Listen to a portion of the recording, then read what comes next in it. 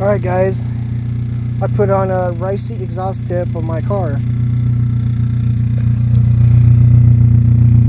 As you can see, it's actually pointed up, so it's blowing this way. And with these, any moisture that's in my exhaust could just leak out easy instead of it getting built up.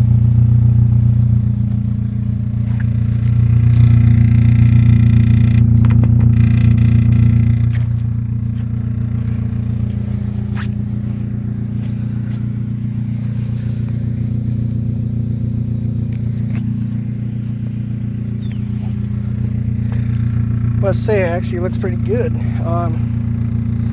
It is a pretty cheap exhaust tip though. It has bluebird tips on it, which looks very nice.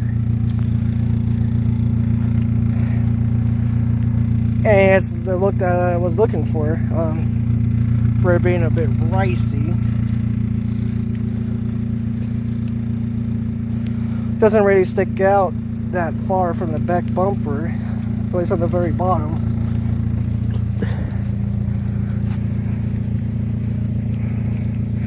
It's lined up pretty good.